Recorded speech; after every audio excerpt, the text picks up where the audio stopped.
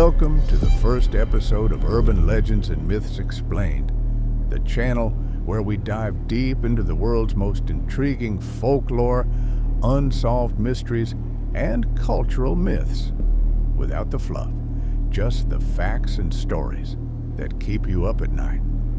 I'm your host, Chuck, and today we're starting with a tale that's haunted Japan for centuries, Kuchisake-Onna, the slit-mouthed woman. If you've ever wondered why a simple question like, "Am I pretty?" could be deadly, stick around. We'll explore the legend, its origins, variations, and whether there's any truth behind the terror. Let's begin. Imagine this. It's a foggy evening in a quiet suburban street. You're walking home alone when a woman approaches you. She's wearing a long coat, her hair partially obscuring her face, and a surgical mask covers her mouth, common in Japan, especially during flu season. She stops in front of you, her eyes piercing, and asks in a soft voice, "Watashi wa kirei desu ka?" which translates to, "Am I pretty?" If you say no, she pulls out a pair of large scissors or a knife and slashes you on the spot. But if you say yes, she removes her mask, revealing a horrific grin slit from ear to ear, blooded and jagged. Then she asks again, "Kore demo?"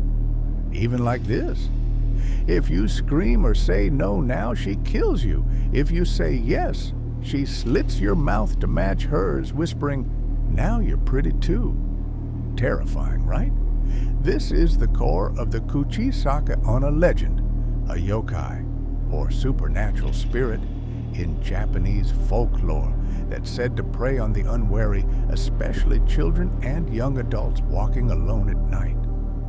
But how did this nightmare come to be? The origins trace back to Japan's Heian period, around 794 to 1185 AD. A time of emperors, samurais, and deep superstitions. According to some accounts, Kuchisake-Onna was once a beautiful woman, perhaps the wife or concubine of a jealous samurai. She was vain and unfaithful, cheating on her husband. In a fit of rage, he mutilated her face with his sword, cutting her mouth wide open while mocking her, "Who will think you're beautiful now?" She died from her wounds, either by suicide or infection, and her vengeful spirit, or onryo, returned to haunt the living, forever seeking validation or revenge.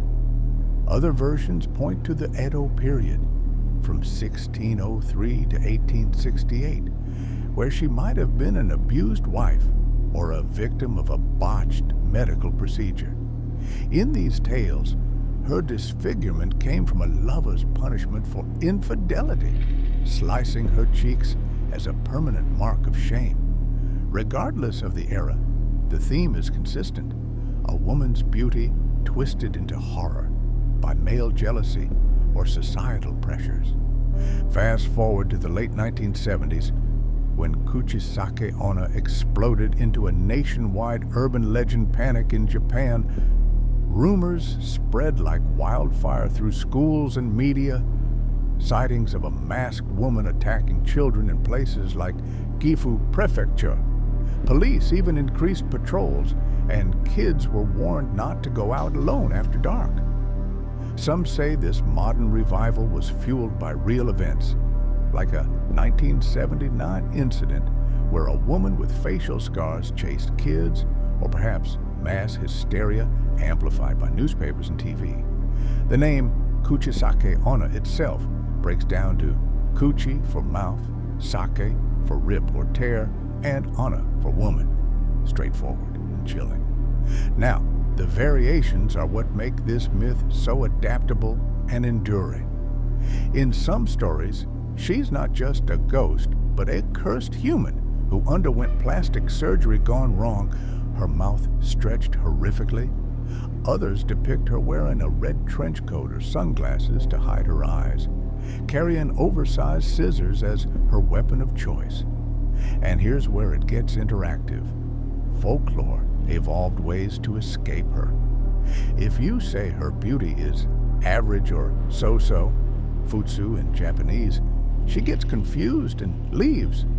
Throwing hard candies or fruit at her feet distracts her long enough to run, or chant pomade 3 times, supposedly because her original attacker used pomade in his hair, triggering her trauma. In pop culture, she's inspired movies like Carved, The Slit-Mouthed Woman, 2007, video games, and even Halloween costumes. But is there any real explanation behind Kuchisake-Onna?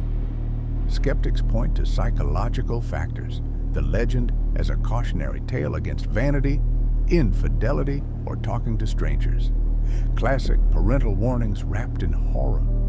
The 1970s panic mirrors other moral panics, like the U.S. clown sightings or razor blades in Halloween candy, often exaggerated by media. No concrete evidence of a real slit-mouthed killer exists. It's likely a blend of ancient yokai stories and modern fears, perhaps inspired by historical figures or medical deformities. Yokai, like her, often represent societal anxieties. In this case, beauty standards, gender roles, and the dangers of the night. So, there you have it, the chilling truth behind Kuchisake-Onna, a legend that's evolved from ancient vengeance to modern meme, but one that still makes you think twice about answering a stranger's question. What do you think?